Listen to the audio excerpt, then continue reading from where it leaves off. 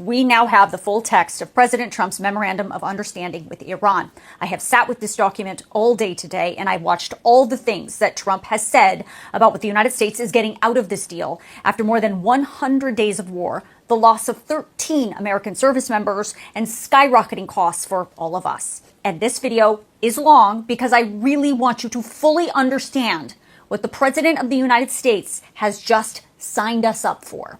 And the only thing I can think is how very different the results today are from what Trump said would happen on the very first day of this war. So I'm going to show you what he said then and what he is saying now in this video. By the way, President Trump signed a hard copy of this deal tonight while he was in France. Now, I think the first thing you need to understand about this 14-point MOU is Iran's interpretation of what it was is accurate. They are getting a lot out of this deal. And what are we getting? That's new. Number 5, Iran agreed to reopen the Strait of Hormuz to pre-war capacity within 30 days. And for the next 60 days, they will not impose any toll or fee. However, Iran will consult with its neighbor Oman to define the future administration of maritime services in the Strait of Hormuz. I will remind you that the Strait of Hormuz was open, was not under the control of Iran, and was free to transit prior to the start of this war. But moving forward, according to this MOU, it appears the Trump administration negotiated that the strait will be free for just the next 60 days, and after that, it might not only be under the control of Iran and Oman, but also may require a fee for passage, which is going to add to the cost for oil and all the other goods that transit through the strait. But what about Iran's nuclear program and its nuclear ambitions? You know, the whole reason why President Trump started this war. I will remind you what he said about that on day one. It has always been the policy of the United States, in particular, my administration, that this terrorist regime can never have a nuclear weapon. So what did the United States get? Number 8. The first line says the Islamic Republic of Iran reaffirms that it shall not procure or develop nuclear weapons. Okay, sounds great, right?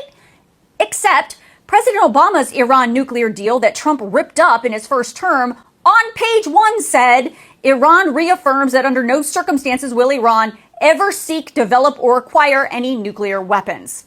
Section 8 of this MOU talks about what Trump calls the nuclear dust. Technically, it's the enriched uranium that is allegedly buried in Iran after those strikes last summer. The MOU says Iran and the United States will mutually agree on a mechanism to get rid of that stockpile, which is also what was said in Obama's nuclear deal.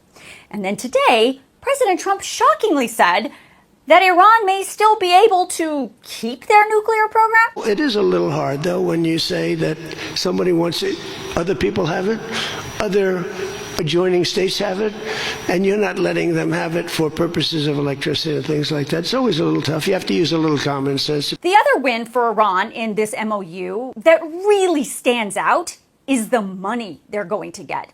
It's true, number 6 of the MOU says the United States of America undertakes with regional partners to develop a definitive, mutually agreed plan with at least $300 billion for the reconstruction and economic development of the Islamic Republic of Iran. But the deal says Iran will not get access to that money until the final deal is signed in 60 days. But Iran is going to access a ton of other money right now just by signing this MOU. Number 10 says the Treasury Department will immediately allow for waivers for Iran to start exporting their oil again, which could amount to hundreds of millions of dollars a week. Oh, and that's not all. Number 11 says the U.S. will immediately release frozen Iranian assets, which we've been holding on to. That accounts for about $100 billion more.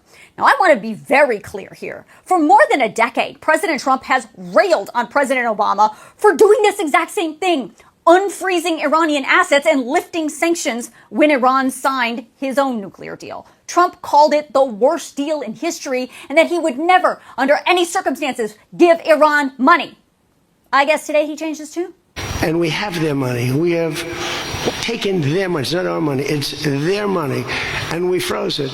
At a certain point in time, I guess we're going to have to give it back. You know, if we didn't give it back, nobody would ever invest in the dollar again. Just so you know, there is no enforcement mechanism in this MOU. Today, Trump said, that's fine. He's got an alternative. I let him know. I said, look, if you don't adhere to the agreement, I don't want to do that, but we're going to bomb the hell out of you. But that may be hard to do based on number 4, which shockingly says the United States of America further undertakes to remove its forces from the proximity of the Islamic Republic of Iran within 30 days after the final deal. What does that mean? We have tens of thousands of U.S. service members permanently stationed in the Middle East. Does that mean we're going to abandon all of those military bases? But with no U.S. military to protect our Middle East allies, surely this deal would address Iran's missile program. Here's what Trump had to say on day 1 about that. We are going to destroy their missiles and raise their missile industry to the ground. It will be totally, again, obliterated. But today, he said, Iran's missile program's no big deal. I'm saying that if other countries have them, it's a little bit unfair for them not to have some. A ballistic missile is not the same thing as what we're talking about when we talk nuclear.